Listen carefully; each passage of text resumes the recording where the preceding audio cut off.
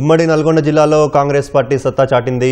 నందికొండ, హాలియా, దేవరకొండ, నేరేడుచెర్ల, హుజూర్ నగర్, చండూరు మున్సిపాలిటీలను హస్తం పార్టీ కైవసం చేసుకుంది.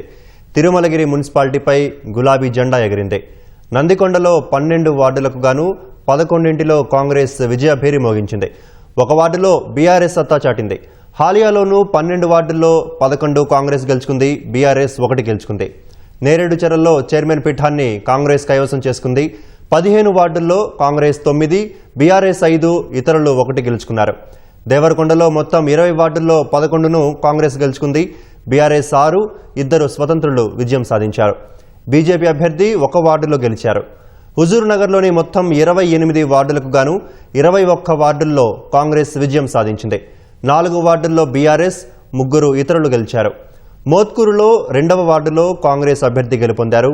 దేవరకొండలో 13 వార్డులో బీఆర్ఎస్, 19వ వార్డులో కాంగ్రెస్ అభ్యర్థి విజయం సాధించారు.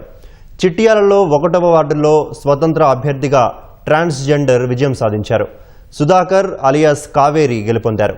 యాదగిరిగుట్ట 1వ వార్డులో బీజేపీ అభ్యర్థి రాధా గెలుపొందారు. భువనగిరిలో 4వ వార్డులో స్వతంత్ర అభ్యర్థి, 5వ వార్డులో బీజేపీ అభ్యర్థి, 6, 9వ వార్డుల్లో కాంగ్రెస్ అభ్యర్థులు గెలుపొందారు. పోచంపల్లిలో 1వ వార్డులో బీజేపీ అభ్యర్థి, 4వ వార్డులో బీఆర్ఎస్ అభ్యర్థి గెలుపొందారు.